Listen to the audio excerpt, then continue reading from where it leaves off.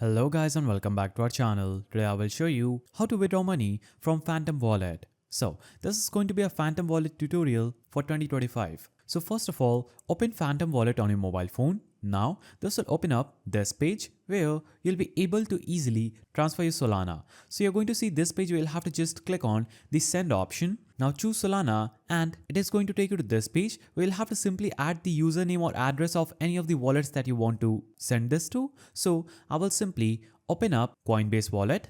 Now what I will do is click on the swap icon at the bottom.